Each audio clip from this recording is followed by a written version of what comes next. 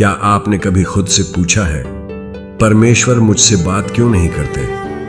क्यों मेरी प्रार्थनाओं का कोई उत्तर नहीं आता? या क्या मैं परमेश्वर की आवाज को पहचान भी पाता हूं? अगर हां, तो आज का यह संदेश सिर्फ आपके लिए है, क्योंकि परमेश्वर अब भी बोलते हैं, लेकिन क्या हम सुनना जानते हैं?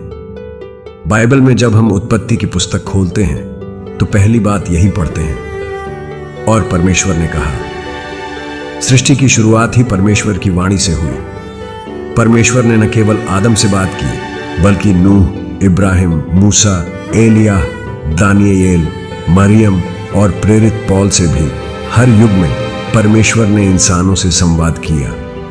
पर सवाल है, क्या आज भी वो वैसे ही हमसे बात करते हैं? परमेश्वर हमसे कैसे बात करते हैं? 1. परमेश्वर का वचन। बाइबल के द्वारा बाइबल सिर्फ एक किताब नहीं, यह परमेश्वर की जीवित वाणी है। 2 तीमुथियुस 3:16 कहता है, हर एक पवित्र शास्त्र परमेश्वर की प्रेरणा से रचा गया है और शिक्षा, सुधार और धार्मिकता में प्रशिक्षित करने के लिए लाभदायक है। जब आप बाइबल खोलते हैं तो यह यूं नहीं कि आप उसे पढ़ते हैं, परमेश्वर आपको पढ़ रहे होते हैं। हर वचन जैसे सीधे आत्मा को छूता है। 2. प्रार्थना के द्वारा बहुत लोग सोचते हैं कि प्रार्थना एक तरफा है, लेकिन प्रार्थना सिर्फ बोलना नहीं, सुनना भी है। जब हम चुप होकर बैठते हैं, भीतर एक कोमल सी आवाज आती है जो कहती है, डर मत, मैं तेरे साथ हूं। मैंने तुझे अपनी हथेलियों पर खोदा है। यीशु ने कहा, मेरी भेड़ें मेरी आवाज सुनती हैं और मैं उन्हें जानता हूं और वे मेरे पीछे पीछे चलती हैं। यूहन्ना 10:27। 3. हमारे जीवन की परिस्थितियों के द्वारा कभी कभी परमेश्वर हमारी परिस्थितियों में बोलते हैं। दरवाजे बंद होते हैं, रास्ते बदलते हैं, लोग आते और चले जाते हैं, लेकिन हर चीज में एक संदेश छुपा होता है।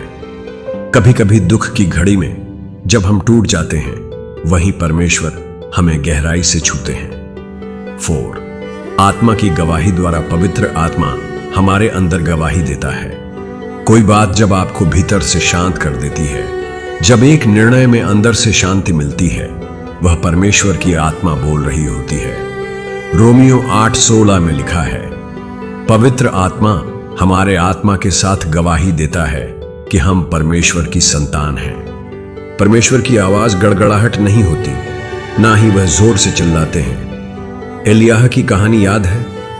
जब वह गुफा में छुपा था तो तूफान आया, भूकंप आया, आग आई, पर परमेश्वर उनमें नहीं थे। फिर एक कोमल सी मंद सी आवाज आई, और वही थी परमेश्वर की आवाज। यही कारण है कि जब हम शांति में बैठते हैं तो वह बोलते हैं। हम परमेश्वर की आवाज क्यों नहीं सुन पाते? शोर बहुत ज्यादा है, मोबाइल, सोशल मीडिया, दुनिया की आवाजें, अवज्ञा। जब हम जानबूझकर उसकी आज्ञाओं की अवहेलना करते हैं, पाप हमारी आत्मा को अंधा और बहरा कर देता है। धैर्य की कमी, हम तुरंत जवाब चाहते हैं, लेकिन परमेश्वर की समय सारणी अलग होती है। पर एक दिल जो खोजता है, उसे उत्तर जरूर मिलता है। परमेश्वर की आवाज को सुनने के लिए क्या करें? हर दिन बाइबल पढ़ें, यह उसकी वाणी है। प्रार्थना के बाद शांत रहें, सुनने के लिए समय दें, पवित्र आत्मा का स्वागत करें। कहें, पवित्र आत्मा मुझसे बोल। अच्छे सलाहकारों के साथ चलें। परमेश्वर कई बार दूसरों के द्वारा बोलते हैं। आज्ञाकारिता का जीवन जिएं। जब हम वचन में चलते हैं, उसकी आवाज और स्पष्ट होती जाती है। एक गवाही, जब परमेश्वर ने मुझसे बात की। यहां आप किसी सच्ची या प्रसिद्ध गवाही को जोड़ सकते हैं, जैसे एक व्यक्ति जो आत्महत्या करने वाला था, लेकिन बाइबल पढ़ते समय उसे एक वचन ने बचा लिया। उदाहरण, एक युवक था जो गहरे अवसाद में था।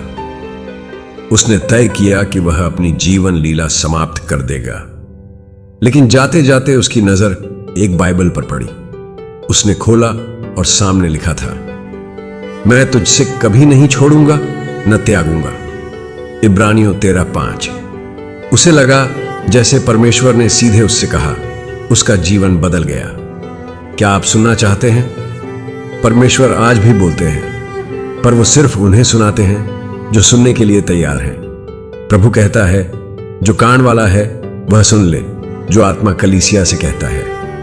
प्रकाशित वाक्य 2:7। आज रात जब आप अकेले हों, सब बंद कर दीजिए, फोन, टीवी, सब शोर, और बस कहिए, हे परमेश्वर, मुझसे बोल, मैं सुन रहा हूं। अगर आपने इस संदेश में परमेश्वर की आवाज सुनी तो कमेंट में लिखिए, हे प्रभु, मैं सुन रहा हूं, मुझसे बोलिए। इस वीडियो को किसी ऐसे व्यक्ति तक पहुंचाइए जो थका हुआ है, टूटा हुआ है और परमेश्वर की आवाज सुनना चाहता है। लाइक करें, सब्सक्राइब करें और जुड़े रहिए, क्योंकि प्रभु अब भी बोलते हैं और वो आपसे भी बोलना चाहते हैं।